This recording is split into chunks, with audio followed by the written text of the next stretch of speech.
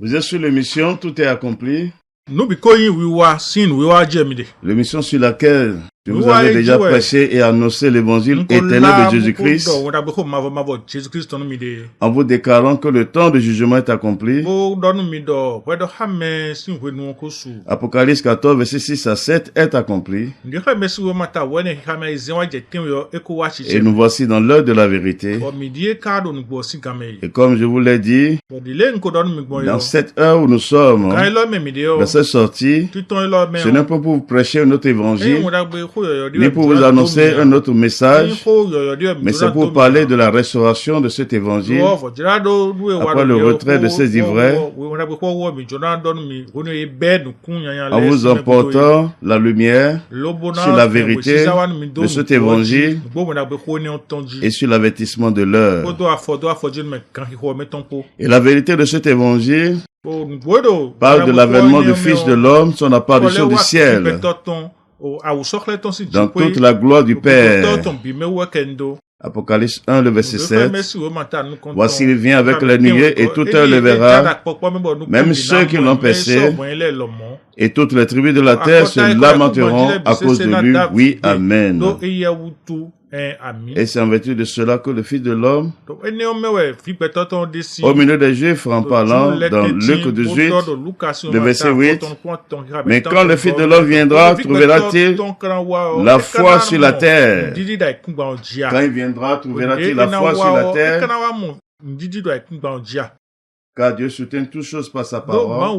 Tous ses œuvres sont soutenus par sa parole. Et la foi vient de ce qu'on entend. Et ce qu'on entend vient de la parole de Christ, qui est la parole de Dieu. Nous allons poursuivre toujours, parlant du salut.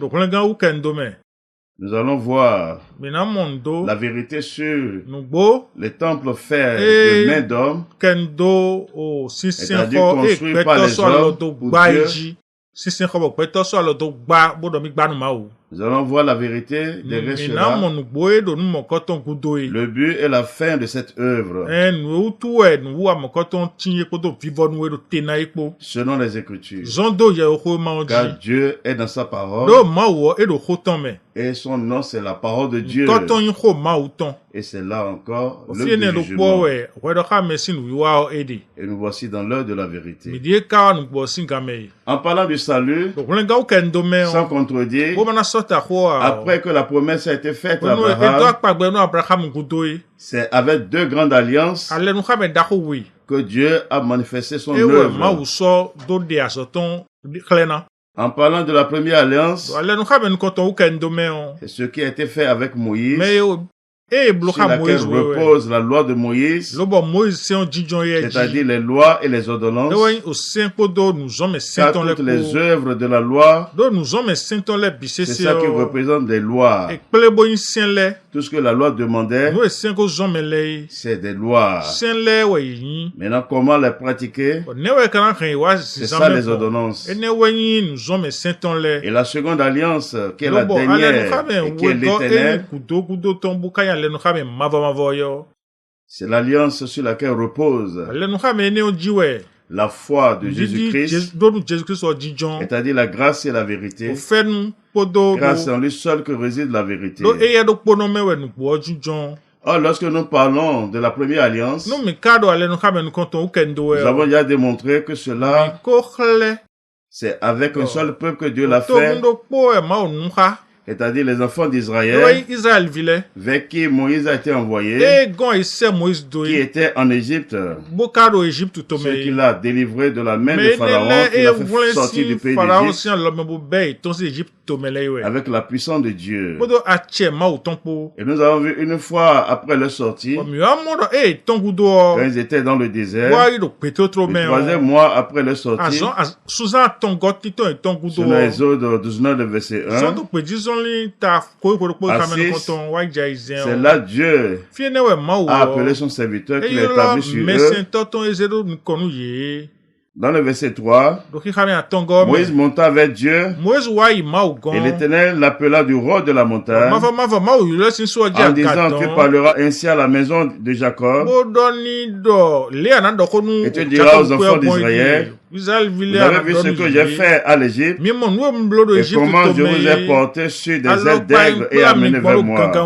Maintenant, si vous écoutez ma voix et si vous gardez mon alliance, vous m'appartiendrez entre tous les peuples, car toute la terre est à moi.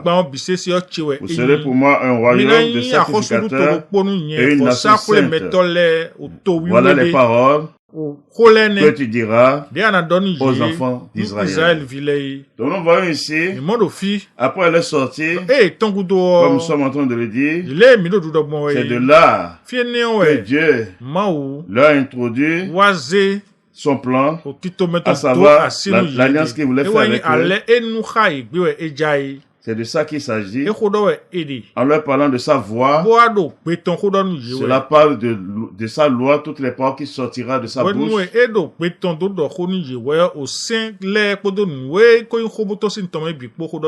Par lesquelles il va faire cette alliance. Et dans la suite, nous allons voir que le peuple a accepté. Car Dieu n'est pas un tyran, ne domine pas sur son peuple.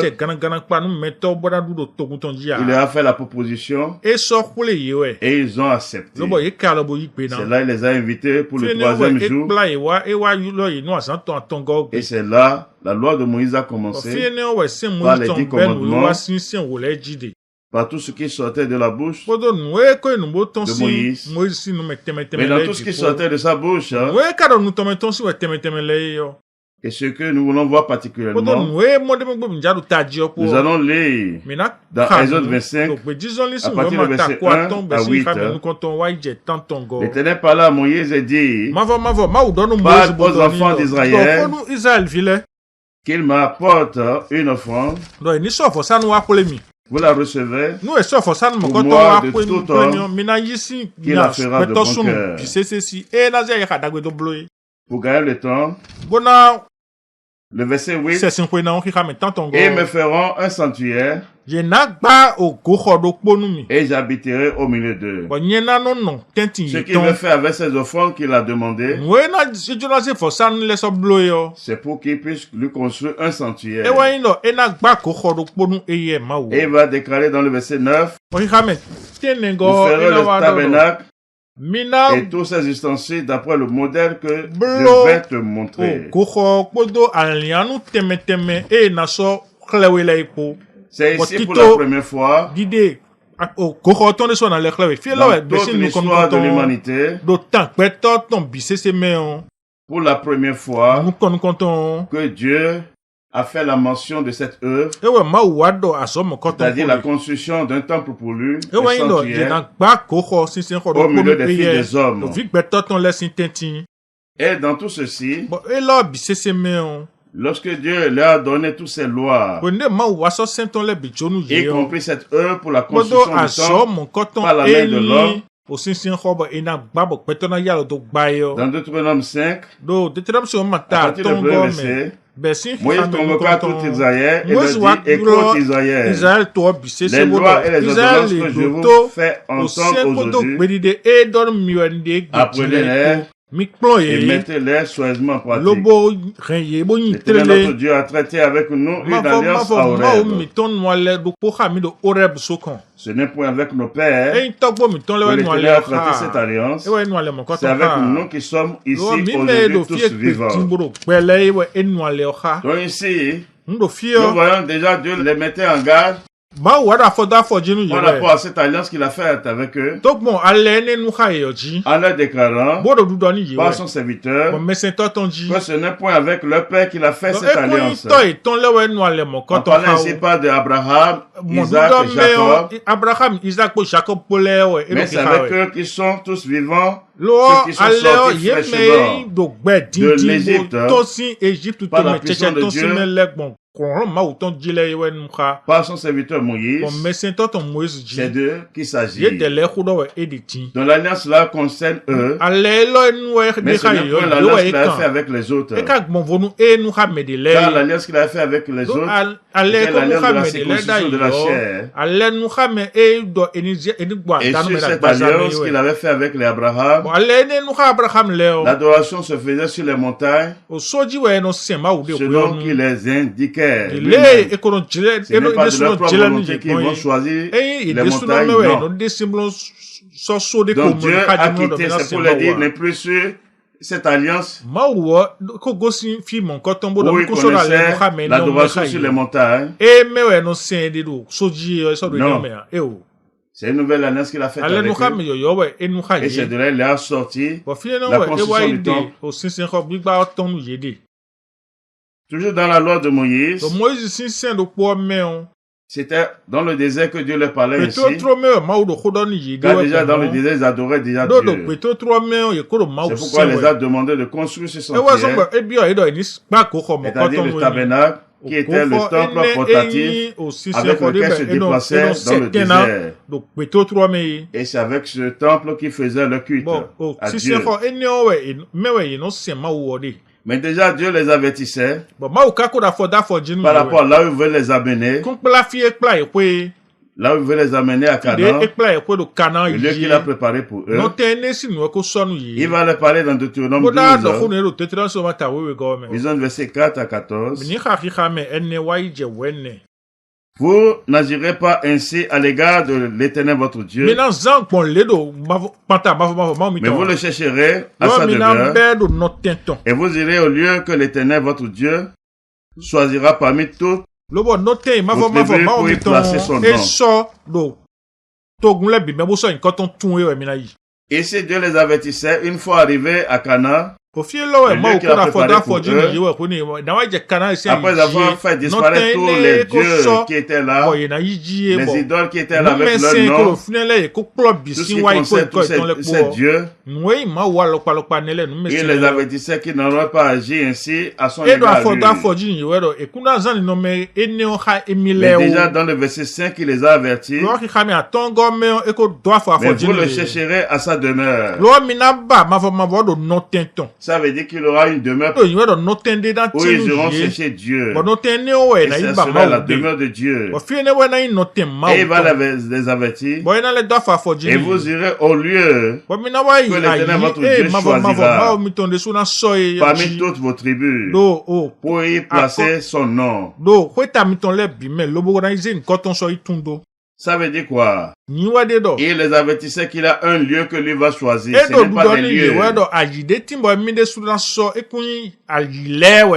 Parmi toutes les tribus de la tribu. Ce n'est pas qu'il va choisir un lieu dans chaque tribu. Mais pour toutes les 12 tribus, il va choisir un seul lieu parmi eux de cette tribu.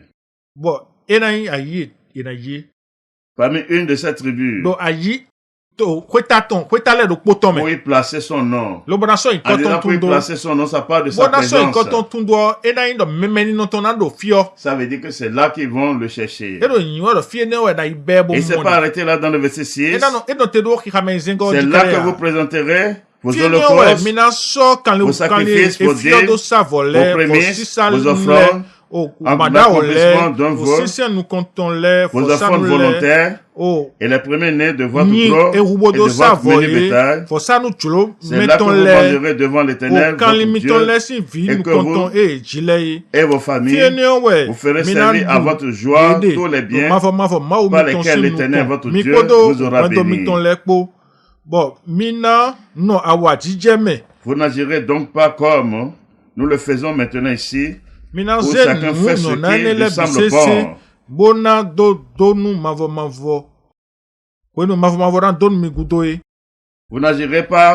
Vous n'agirez donc pas comme nous le faisons maintenant ici, où chacun fait ce qui lui semble bon. Parce que vous n'êtes point encore arrivé dans le lieu de repos et dans l'héritage que l'Éternel votre Dieu vous donne. Nous voyons ainsi que Dieu les mettait en garde, il les instruisait déjà concernant cette œuvre. Qu'il aura un lieu qu'il va choisir. Et c'est en ce lieu-là qu'ils feront le culte en son nom. C'est en ce lieu-là qu'ils feront tout ce qu'il les a, ils pratiqueront tout ce qu'il les a demandé. Toutes les œuvres de la loi. Il ne s'est pas arrêté là. Le verset 11 encore. Alors il y aura un lieu que l'Éternel, votre Dieu, choisira pour y faire résider son nom. C'est là que vous présenterez tout ce que je vous ordonne. Vos holocaustes, vos sacrifices, vos dîmes, vos prémices et les enfants choisis que vous ferez à l'Éternel pour accomplir vos vœux. C'est là que vous vous réjouissez devant l'Éternel votre Dieu, vous, vos fils et vos filles, vos serviteurs et vos servantes, et le Lévite qui serait dans vos portes, car il n'y a pas ni héritage avec vous. Garde-toi d'offrir tes holocaustes dans tous les lieux que tu verras, et tu offriras tes holocaustes au lieu que l'Éternel choisira dans l'une de tes tribus, et c'est là que tu feras tout ce que je t'ordonne. Voilà les instructions qui ont été données.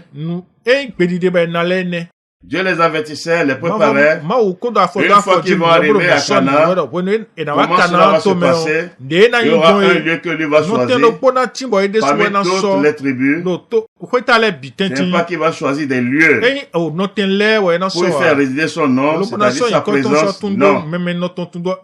Donc il leur indiquait ainsi que déjà il y aura un lieu fixe. Et ça ne serait plus comme il se faisait dans leur marche dans le désert.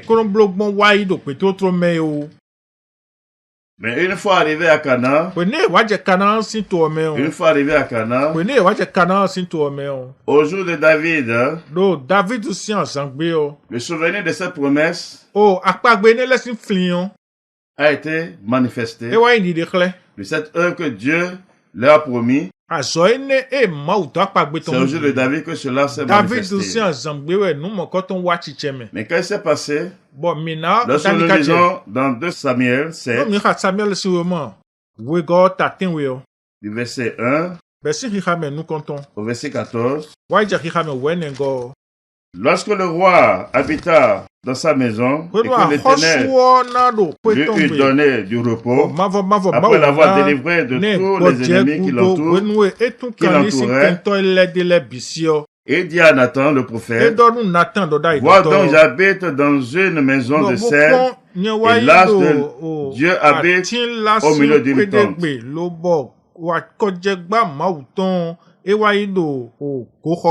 Nathan répondit au roi, va, fais tout ce que tu as dans le cœur, car l'Éternel est avec toi. Déjà, le prophète comprenait déjà son esprit, sa pensée. Sa pensée, lorsqu'il parlait ainsi, c'était pour construire un sanctuaire pour Dieu, propre pour Dieu. C'est de ça qu'il parlait. Donc le prophète ne n'a pas résisté. Mais nous allons voir qu'une fois qu'il s'est retiré, c'est là où Dieu l'a repris pour lui parler. Il s'est opposé à cette volonté, à cette pensée qu'il avait, qui animait David, pour lui construire une maison, un sanctuaire pour sa demeure. Mais qu'est-ce que Dieu a dit finalement? Toujours dans 2 Samuel 7, le verset 12. Quand tes jours seront accomplis et que tu seras couché avec tes pères, j'élèverai ta postérité après toi, celui qui sera sorti de tes entrailles, et j'affermirai son règne. Ce sera lui qui bâtira une maison à mon nom, et j'affermirai pour toujours le trône de son royaume. Je serai pour lui un père, et il sera pour moi un fils. Donc on voit ainsi Dieu s'est opposé à la pensée de David qui a voulu lui construire cela. Mais Dieu l'a instruit en lui déclarant que lorsque ces jours seront accomplis, et il sera couché avec ses pères, c'est après cela que Dieu va susciter après lui un de ses fils. Et c'est lui qui va établir sur son règne. Et c'est lui qui va lui bâtir une maison. Et sans contredire, c'est ça qui s'est accompli sur Salomon. C'est pourquoi déjà dans les Écritures, lorsque nous lisons dans 1 Chronique 22, le verset 6, David appela Salomon, son fils, et lui ordonna de bâtir une maison à l'Éternel, le Dieu d'Israël. David dit à Salomon, mon fils, j'avais l'intention de bâtir une maison au nom de l'Éternel, mon Dieu. Mais la parole de l'Éternel m'a été ainsi adressée. Tu as versé beaucoup de sang et tu as fait de grandes guerres. Tu ne bâtiras pas une maison à mon nom, car tu as versé devant moi beaucoup de sang sur la terre. Voici, tu naîtras un fils qui sera un homme de repos, et à qui je donnerai du repos en le délivrant de tous ses ennemis d'alentour, car Salomon sera son nom. Et je ferai venir sur Israël la paix et la tranquillité pendant sa vie. Ce sera lui qui bâtira une maison à mon nom. Il sera pour moi un fils, et je serai pour lui un père, et j'affermirai pour toujours le trône de son royaume en Israël. Maintenant, mon fils, que l'Éternel soit avec toi, afin que tu prospères et que tu bâtisses la maison de l'Éternel, ton Dieu, comme il a déclaré à ton égard. Donc nous voyons ici, ce n'est pas au hasard que David a commencé par instruire Salomon pour la construction de cette maison pour Dieu.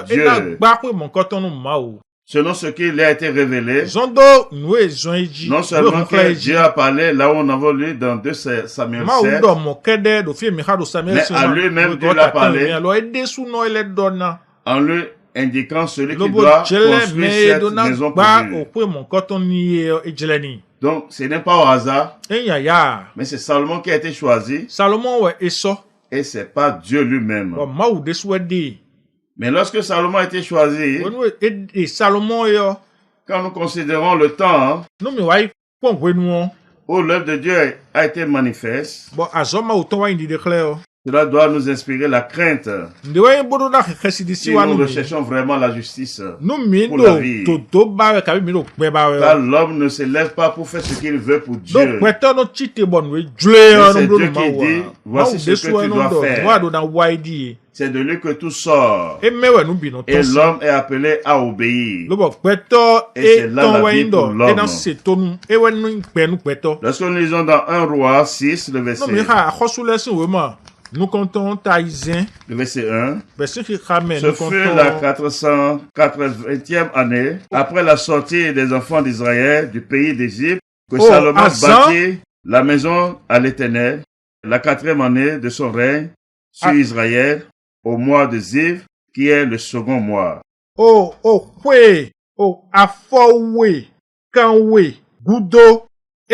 Israël vile yeton si Égypte tomé.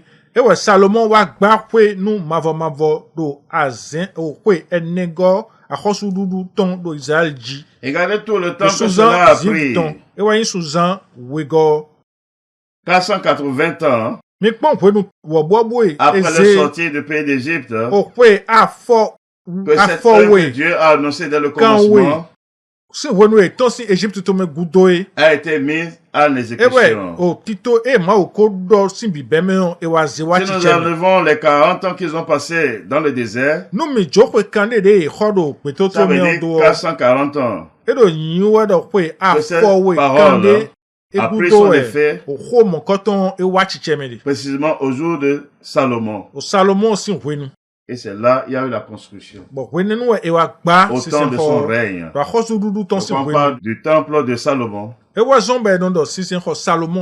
Mais lorsque Salomon s'est positionné ainsi, est-ce que c'est de lui-même qu'il est allé choisir un lieu? Car déjà dans la loi, ils ont été prévenus que Dieu même va choisir un lieu.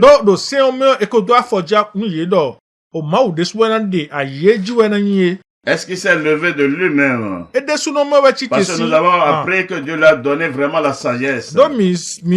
Et c'est à cause de cela, il s'est levé de lui-même pour choisir un lieu. Qu'est-ce que les Écritures vont nous dire dans 2 Chroniques 3, le verset 1? Salomon commença à bâtir la maison de l'Éternel à Jérusalem, sur la montagne de Moria, qui avait été indiquée à David, son père, dans le lieu préparé par David sur l'aide d'un homme, le Jébusien. Donc Salomon ne s'est pas levé pour choisir n'importe quel lieu. Non. Mais c'est le lieu qui a été indiqué à David, son père. C'est là qu'il est parti pour bâtir la maison de Dieu en ce temps. Sur le mont de Moria. Souvenez-vous d'Abraham. Car Dieu ne fait rien au hasard. Donc c'est à Moria. Sur le mont Moria. C'est là. Selon que cela a été indiqué à David. Et pour voir comment cela a été indiqué à David, vous pouvez lire dans vos Bibles, dans 1 Chronique 21, tout le chapitre. Au chapitre 22, 1 Chronique 22, le premier verset, vous allez comprendre comment cela a été choisi. C'est Dieu même qui a manifesté sa puissance pour choisir le lieu, car il veut sur sa parole pour l'accomplir. Il n'a pas dit qu'ils choisiront, il a dit c'est lui qui va choisir. Et c'est lui-même qui l'a choisi, selon sa volonté. Mais dans tout ceci, en ce qui concerne le modèle, le sanctuaire, les ustensiles, tout ce que l'on le temple. Est-ce que c'est pas la sagesse de Salomon que tout cela a été fait? Parce que nous avons appris que Dieu l'a donné vraiment la sagesse qui est la vérité. Qu'est-ce que les Écritures nous enseignent là? Nous allons lire dans 1 Chronique 28. À partir du verset 11, David donna à Salomon son fils le modèle du portier et des bâtiments, des chambres du trésor, des chambres hautes, des chambres intérieures et de la chambre du propitiatoire. Il lui donna le plan de tout ce qu'il avait dans l'esprit, touchant les pavés de la maison de l'Éternel et toutes les chambres alentour pour les trésors de la maison de l'Éternel et les trésors du sanctuaire. Si nous continuons jusqu'au verset 19, il dit c'est pas un écrit de sa mère, dit David, que l'Éternel m'a donné l'intelligence de tout cela, de tous les ouvrages de ce modèle. Donc nous voyons ainsi que ce n'est pas Salomon qui a utilisé sa sagesse pour le plan, pour le modèle du temple et de tout ce qu'il en fait. Mais tout cela est venu de qui? De David. Mais selon son témoignage dans le verset 19, c'est Dieu qui lui a donné cette intelligence. Et Dieu qui lui a révélé tout cela. Ça ne vient pas de ses pensées. Non. Les pensées de l'homme ne rentrent pas dans les choses de Dieu. Donc nous voyons ainsi pour la construction de ce temple de Salomon, y compris le lieu, y compris le modèle de plan du temple, les ustensiles, tout ce qui renferme le temple. Cela, c'est Dieu qui a indiqué cela. C'est de lui que tout cela est venu. Aucune pensée humaine n'est rentrée dedans. Non. Mais quel est le but réel de tout cela? Car Dieu ne fait rien au hasard. Lorsque nous revenons dans Exode, Exode 25, le verset 8, ils me feront un sanctuaire et j'habiterai au milieu d'eux. Donc nous voyons que la vérité qui est derrière cela, c'est que Dieu veut habiter au milieu d'eux. Mais au travers de ce sanctuaire, au travers de ce temple, que Dieu veut habiter au milieu d'eux.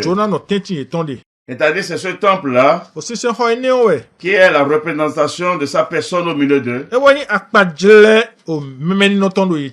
même que nous ne pouvons pas séparer un homme de son corps, c'est la même chose ici. Le temple-là qui est construit, c'est une figure du corps de Dieu où Dieu même habite au milieu d'eux, dans toute sa plénitude. Nous pouvons dire que là, ce n'est pas bien compris. Disons alors dans 2 Samuel 7, le verset 6, dit, « Mais je n'ai point habité dans une maison depuis le jour où j'ai fait monter les enfants d'Israël hors d'Égypte jusqu'à ce jour.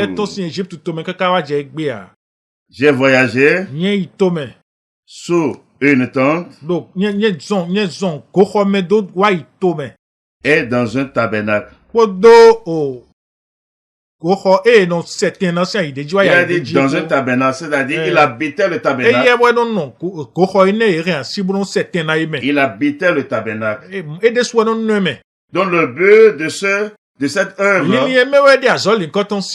de la loi, parce que c'est une œuvre de la loi, cela annonçait la présence de Dieu physiquement avec son peuple, au milieu de son peuple. C'est de ça qu'il s'agit. C'est de ça qu'il s'agit. Mais Dieu qui est dans son plan pour apporter le salut dans toute sa puissance pour ceux qui l'appartiennent. Une fois après la loi, Dieu va commencer par parler. Dieu va commencer par parler, car Dieu marchait pour rendre manifeste son plan qu'il a conçu en lui-même pour ceux qui l'aiment. Donc déjà dans Jérémie 31, le verset 31 à 32, ici nous voyons déjà Dieu a commencé par parler. Voici les jours viennent, dit l'Éternel, où je ferai avec la maison d'Israël et la maison de Juda et l'alliance nouvelle. Non comme l'alliance que j'ai traitée avec le Père, le jour je l'ai saisi par la main pour les faire sortir du pays d'Égypte, alliance qu'ils ont violée, quoique je fais sur leur main, dit l'Éternel. Ici déjà nous voyons qu'après la loi de Moïse, où Dieu a demandé tous ses œuvres, Dieu a annoncé qu'il veut amener une nouvelle alliance. Et ça ne serait plus l'alliance là qu'il a fait avec eux, sur laquelle repose la loi de Moïse, sur laquelle on parle de la construction de temple de main d'homme. Il dit non, il va amener une nouvelle. C'est une nouvelle qui va amener. C'est une nouvelle qui va amener. Et dans ce qu'il est en train de dire, avec un autre prophète, il va donner l'intelligence de cette vérité.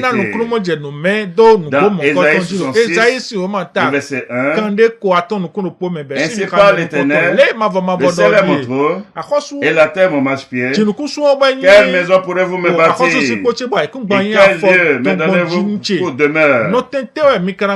Déjà ici, nous voyons que Dieu a déjà commencé par parler ouvertement en ce qui concerne la nouvelle alliance qu'il a annoncée. Il leur demandait, quelle maison pourrez-vous me bâtir? Déjà dans la loi de Moïse, c'est lui-même qui l'avait demandé. Parce que c'était pas les véritables maisons. C'est une figure. C'est pourquoi il a été donné à Moïse de voir d'après un modèle pour cela. Donc c'est une figure. C'était pas le véritable. Et quand Dieu me donne un pot demeure. Et si nous poursuivons toutes ces choses, ma main les a fait, et tous sont dessus les descendants de l'Éternel. Voici ce que je porterai mes regards, celui qui souffre et qui a l'esprit abattu, celui qui craint ma parole, celui qui immole un bœuf, est comme celui qui tuerait un homme.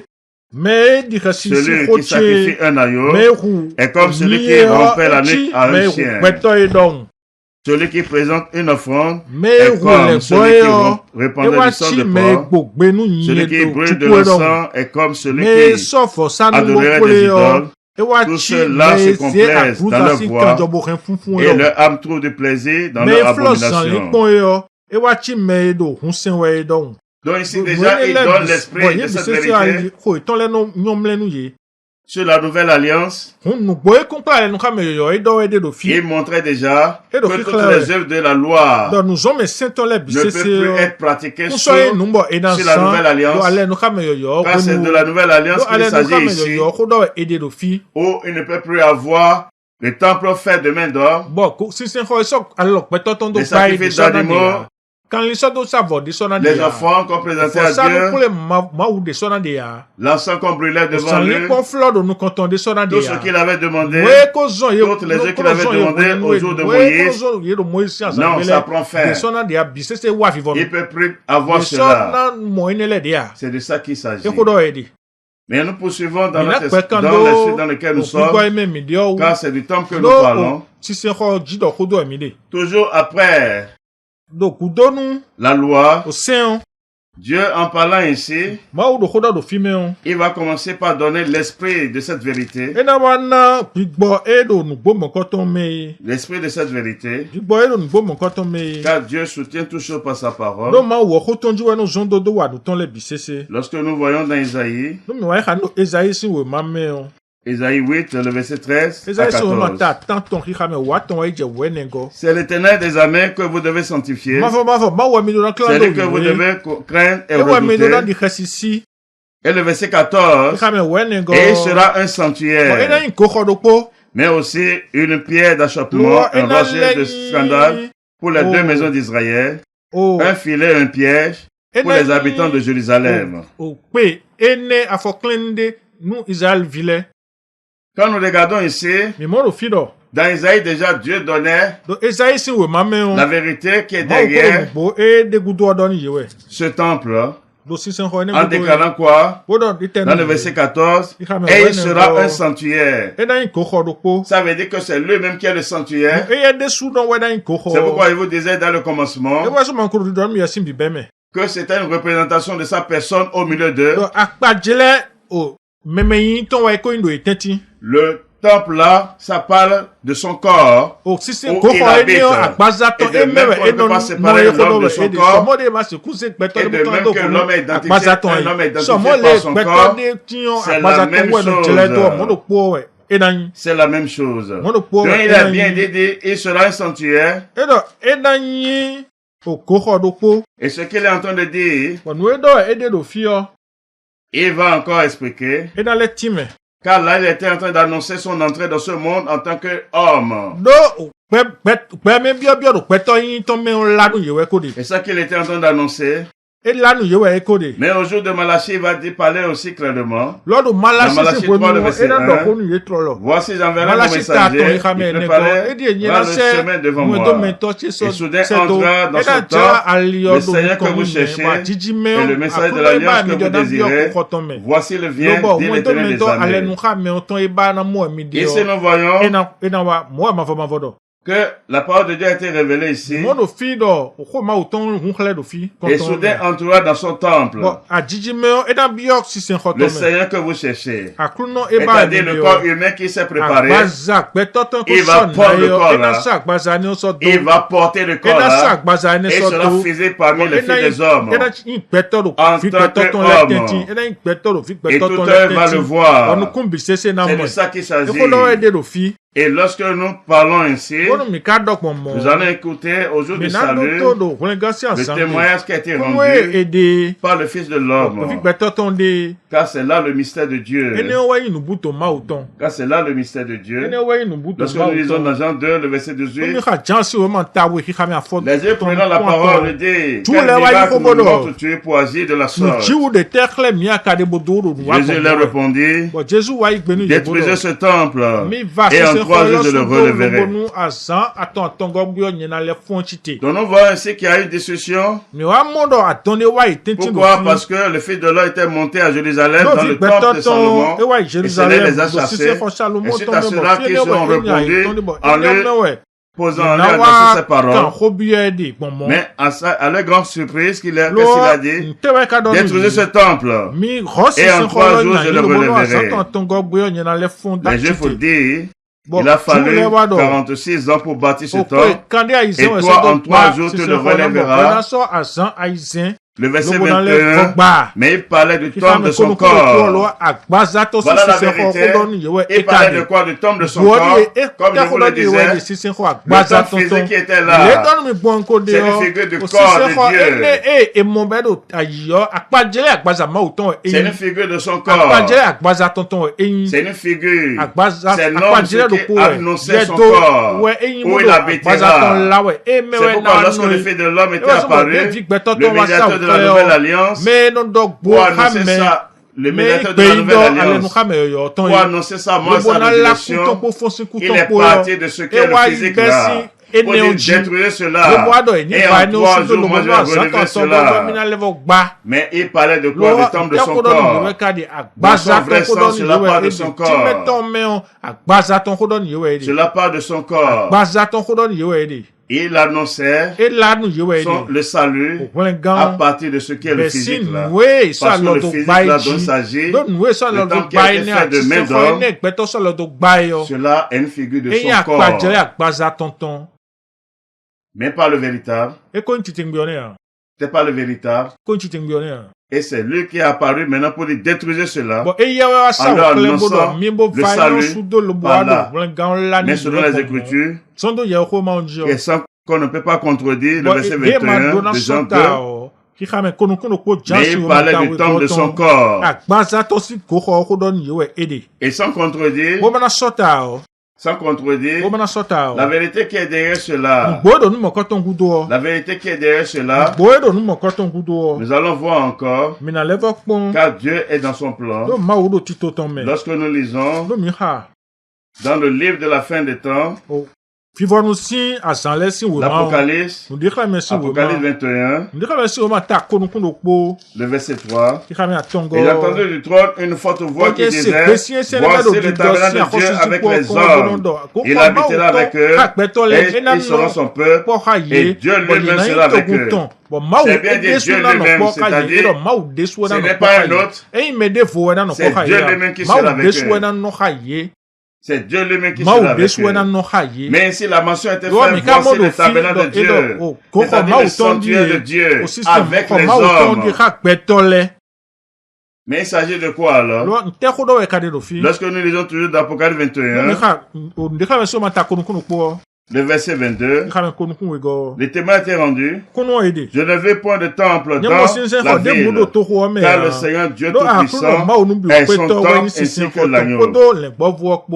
Dans ce tabernacle, c'est Dieu lui-même, comme il disait dans Isaïe, Isaïe 8, le verset 14, et il sera un sanctuaire. Ça parle de lui-même.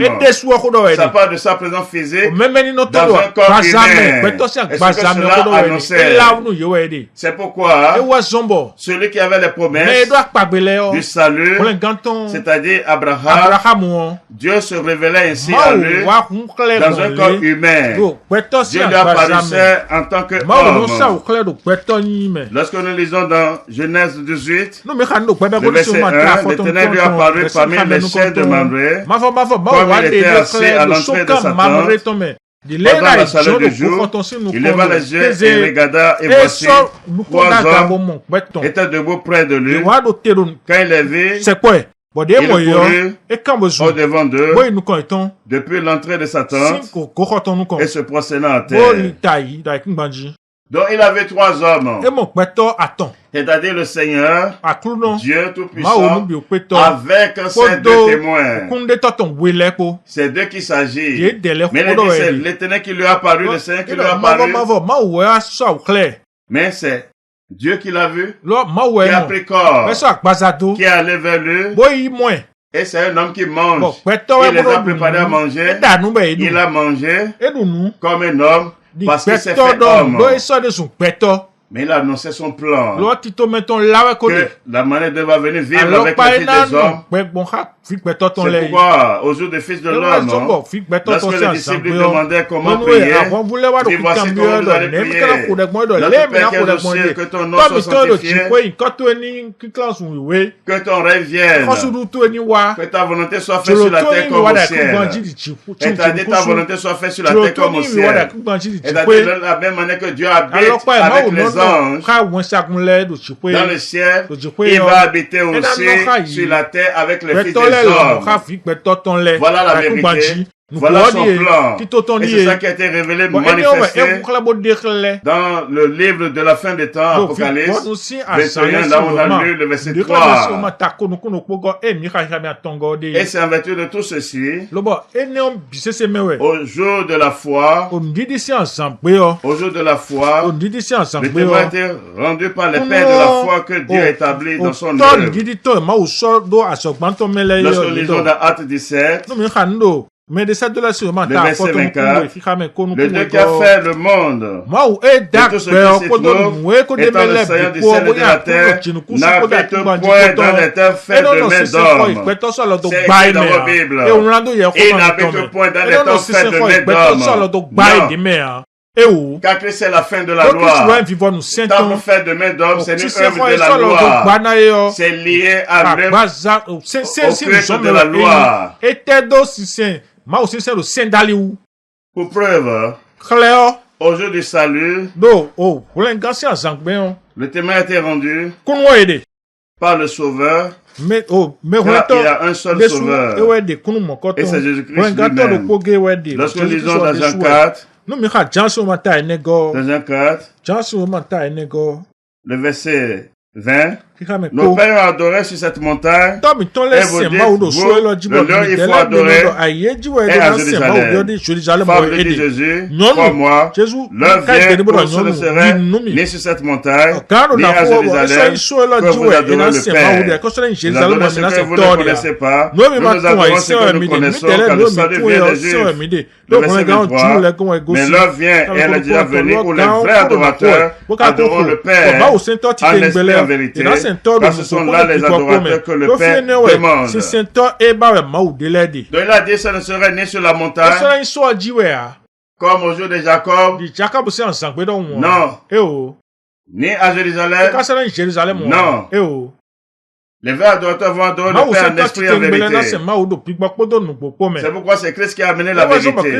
La vérité, c'est quoi? Tout ce que la loi dit, cela parle de lui.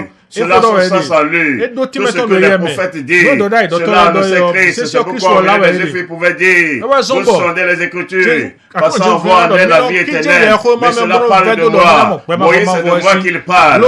Toutes les autres de Moïse parlaient de lui. Qui est le mystère de Dieu. En lui, on a tout. Rien Dieu donne le gloire. Donc voilà ce qu'il a dit. En parlant de Jérusalem, et pas par rapport au temps, l'adoration du temps, fait de main. Dieu n'est plus là. Dieu n'est plus là. C'est pourquoi, pour l'accomplissement du salut, cela est passé où? Cela est passé où? Lorsque nous rentrons dans Hébreu, Hébreu 8, le verset 1, le point capital de ce qui vient d'être dit, c'est que nous avons un tel souverain sacrificateur qui s'est assis à la droite du trône de la majesté divine dans les cieux. comme ministre du sanctuaire et du véritable tabernacle qui a été dressé par le Seigneur et non pas un homme. Ça veut dire quoi? Jésus-Christ, c'est encore lui qui est le sacrificateur de la nouvelle alliance.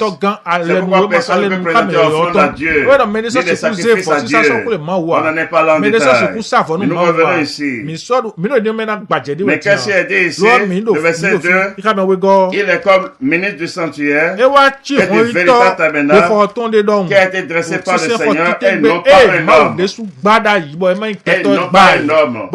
Donc le temple qui est lié à Jésus-Christ n'est pas dressé par un homme. Ce n'est pas avec la main des hommes. Non. Nous évoluons encore. En lisant dans Hébreux 9, le verset 11. Mais Christ est venu comme souvenir sacrificateur des biens à venir. Il a traversé le tabernacle plus grand et plus parfait et qui n'est pas construit de main d'homme. C'est-à-dire qu'il n'est pas de cette création. Il est entré une fois pour toutes dans le lieu très saint, non avec le sang des boucs et des veaux, mais avec son propre sang, ayant obtenu une rédemption éternelle. Le Christ est entré où? Il est entré où? Dans quel temple il est rentré? Est-ce que c'est dans le temple fait de main d'homme qu'il a fait? Qu'il a obtenu le pardon pour le salut? Qu'il a obtenu le pardon pour le salut? Non. Mais il est entré où? Il est entré où? Dans le temple qui n'est pas fait de main d'homme. Et ça, c'est la vérité. Craignez Dieu, donnez-lui gloire. Et comme la parole le déclare, dans Acte 17, le verset 24, Dieu n'habite point dans les temples faits de main d'homme. C'est pourquoi vous devez savoir que l'église catholique romaine vous a trompé. Toutes les églises de ce monde vous ont trompé. Ce n'est pas les églises de Dieu. C'est les synagogues de Satan. Tout cet homme que vous avez vu construire, c'est pour le diable. Il n'y a aucune parole de vérité. Sur quelle alliance? Vous êtes allé établir sur quelle alliance? Même sur la première alliance, c'est un seul temple qui est construit pour tout Israël. Vous dites que vous êtes des hommes de Dieu. Vous avez trouvé ça où dans les Écritures? C'est un culte volontaire. C'est pourquoi si vous ne sortez pas de là, vous serez détruits.